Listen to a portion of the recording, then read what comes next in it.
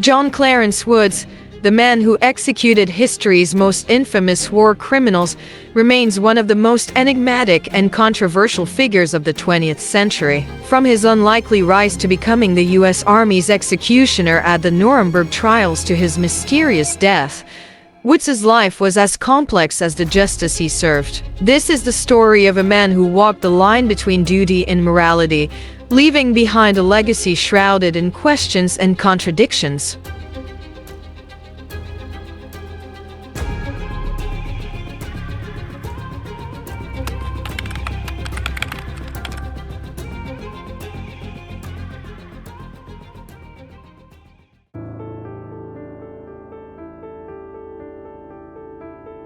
Born on June 5, 1911, in Wichita, Kansas, John Clarence Woods faced early familial challenges, including his parents' separation when he was 2 years old. Raised by his grandmother, Woods attended Wichita High School but dropped out after 2 years. In 1929, at 18, he enlisted in the U.S. Navy but was discharged in 1930 for being absent without leave. Following his naval discharge, Woods joined the Civilian Conservation Corps in 1933 but was dishonorably discharged after 6 days of absence and refusal to work. Despite these setbacks, he married Hazel Chilcott in 1933 and they settled in Eureka, Kansas. In 1943, amid World War II, Woods enlisted in the U.S. Army where he found a new path. Assigned to Company B of the 37th Engineer Combat Battalion, 5th Engineer Special Brigade, Woods participated in the D-Day invasion at Omaha Beach on June 6, 1944. His unit suffered significant casualties, but Woods survived, demonstrating resilience amid chaos. His military career took an unexpected turn when he volunteered as an executioner, claiming prior experience of fabrication that went unverified. Woods's first execution was in 1944, and he quickly became the primary hangman for the U.S. Army in the European theater. By October 1946, he had conducted numerous executions, including those of American soldiers convicted of serious crimes. His most notable assignment came with the Nuremberg Trials, where top Nazi officials were sentenced to death. On October 16, 1946, Woods, alongside Joseph Malta, executed 10 high-ranking Nazi war criminals, including Joachim von Ribbentrop and Wilhelm Keitel. The process was controversial. Reports indicated that improper calculations led to prolonged deaths by strangulation rather than instantaneous neck breaks. Woods, however, expressed no remorse, stating, "I hanged those 10 Nazis, and I am proud of it." Despite the controversies, Woods continued his role, reportedly executing 347 individuals over a 15-year career. His methods and lack of formal training raised questions, but he remained a key figure in military executions. His personal life remained private, with few details about his relationship with his wife or any children. Woods's career was marked by a complex blend of duty and controversy.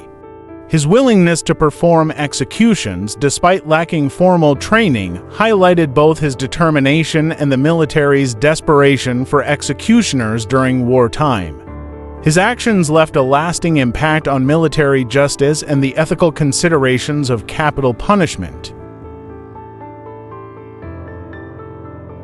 In July 1950, Woods was stationed on Eniwetok Atoll in the Marshall Islands, participating in Operation Greenhouse, a series of nuclear tests. His role during this period remains unclear, but it marked the final chapter of his life. The circumstances of his death would add a mysterious end to his controversial career. On July 21, 1950, at 39, John C. Woods died on Eniwetok Atoll. Official reports stated he was accidentally electrocuted while repairing an electric cable. However, details surrounding his death remain sparse, leading to speculation and rumors. Woods's body was returned to the United States, and he was buried in Toronto Cemetery in Kansas. His grave is modest, reflecting the enigmatic nature of his life and career. Despite his significant role in military history, he remains a relatively obscure figure.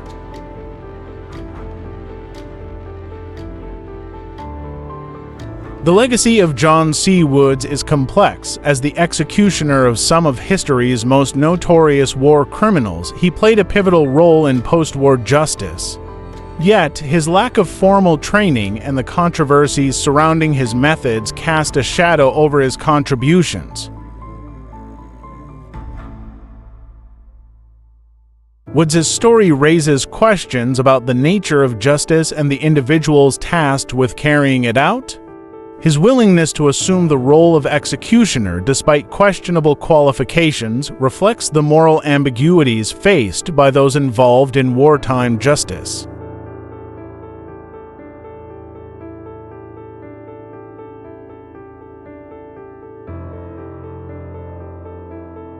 In the years following his death, Woods has been the subject of various articles and discussions, often focusing on the peculiarities of his career and the ethical implications of his actions.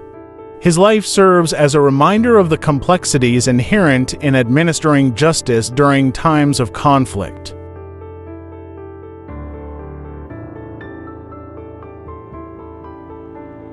While some view him as a necessary instrument of justice, others criticize his methods and the apparent lack of professionalism in his executions. This duality makes John C. Woods a compelling and controversial figure in military history. The story of John C. Woods is not just about the man himself, but also about the broader context of justice and the aftermath of atrocity. His actions at Nuremberg symbolize a moment when the world sought accountability, even as it grappled with the means of achieving it. As history continues to evaluate the Nuremberg Trials and their legacy, figures like Woods remain central to discussions about morality, justice, and the human capacity for both good and evil. His life and career offer a unique lens through which to examine these enduring themes. In the end, John C. Woods was a man who stepped into a role few would envy, performing tasks that have left an indelible mark on history. His story is a testament to the complexities of human nature and the often blurred lines between duty and morality. The life and death of John C. Woods continue to fascinate and provoke thought, serving as a poignant chapter in the annals of military and judicial history. His legacy, like the man himself, remains enigmatic and multifaceted, inviting ongoing reflection and debate.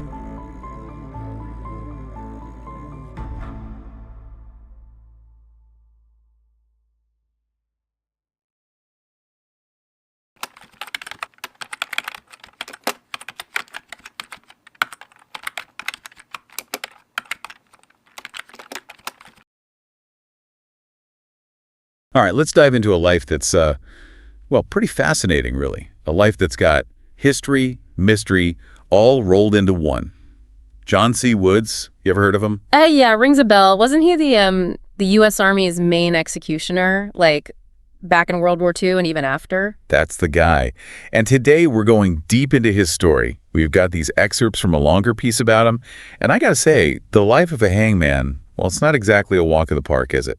No, not really. And Woods' story, well, it's a bit of a doozy. You know, it makes you think about duty, about justice, even a bit of vengeance, especially after something as huge as World War II. It really does. Like, all these heavy themes collide in his life. And to understand any of it, we got to go back to the beginning, his early years. Yeah. Not exactly a smooth ride, to put it mildly. Definitely not. When you look at his childhood, I mean, parents split when he was young, raised by his grandma, dropped out of high school. Not exactly a recipe for a stable start. Yeah, and then he bounces between the Navy and the Civilian Conservation Corps. And gets less than honorable discharges from both. It's rough. Makes you wonder if all that instability early on, if that kind of set the stage for, the path he ended up on.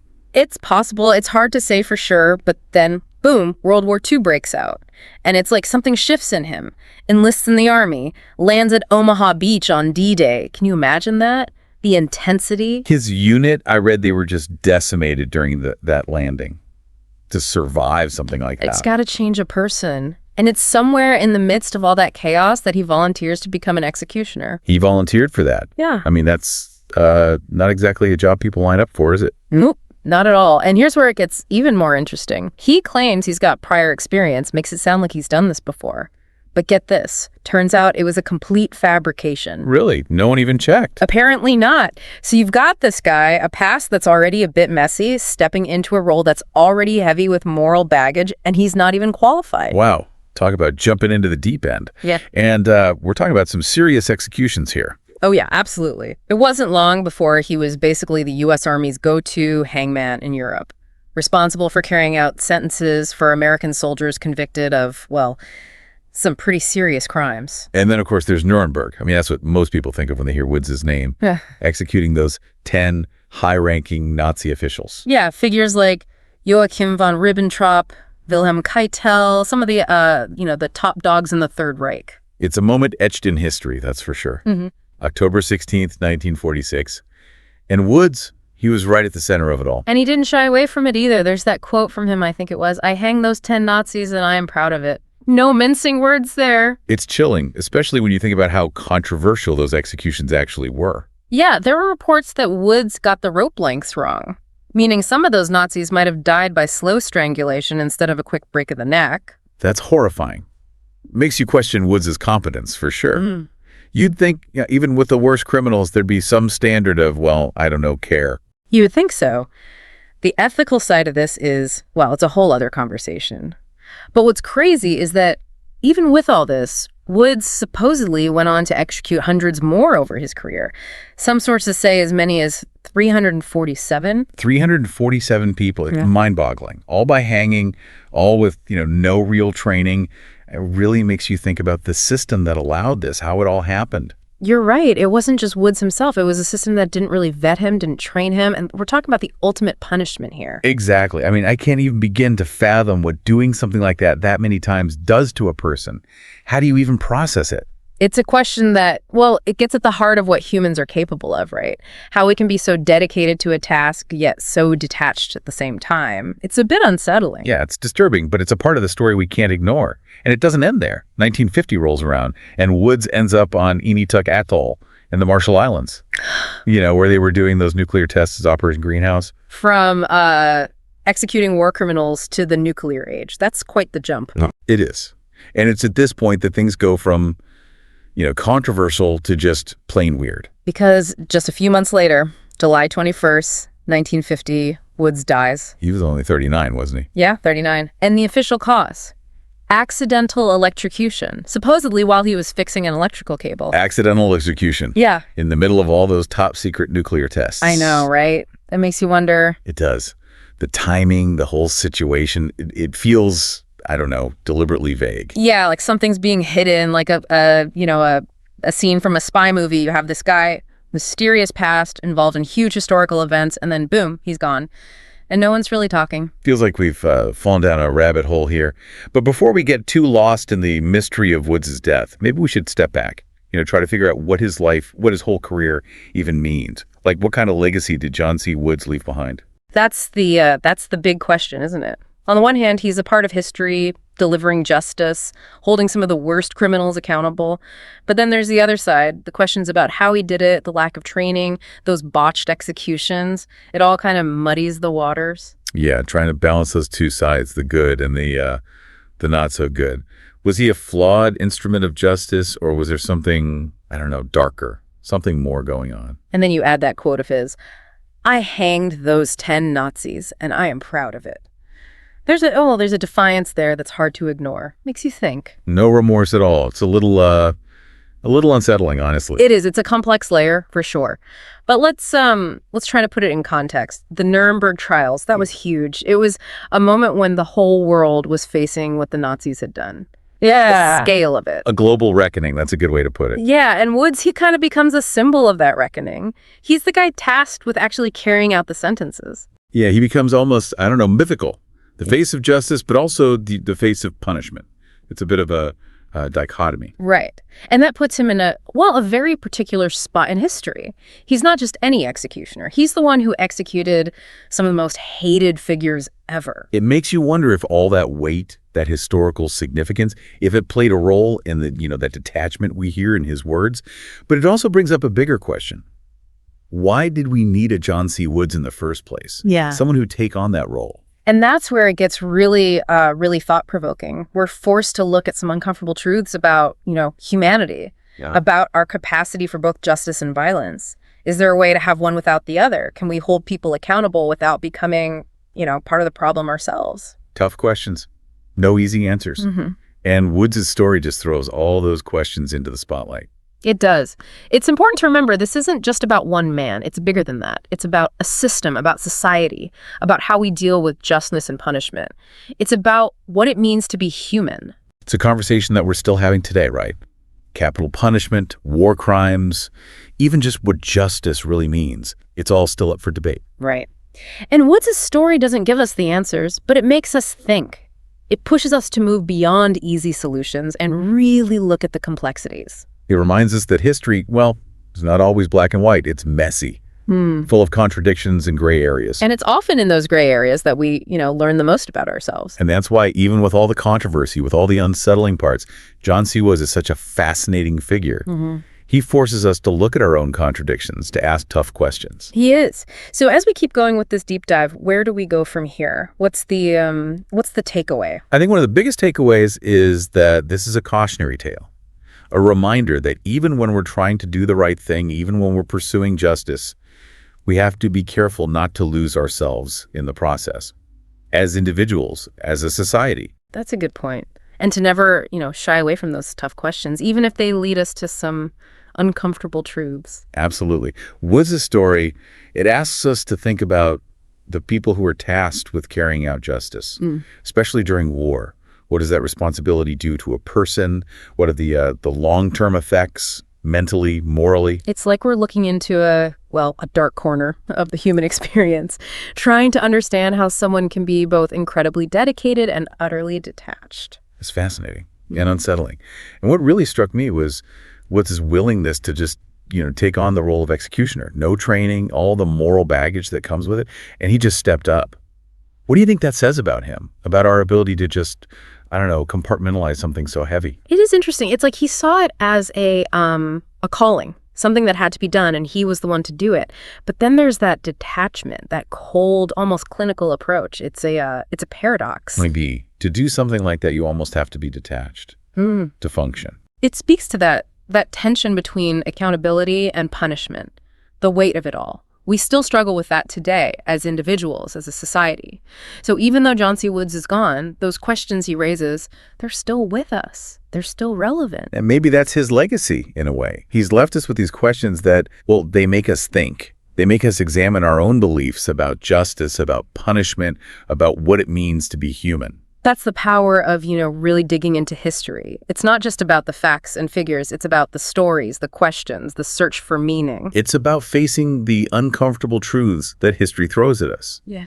And using those truths to understand ourselves and the world around us a little bit better. Now, if we go back to the end of Woods' life, to the mystery of his death, we're moving from controversial to truly puzzling.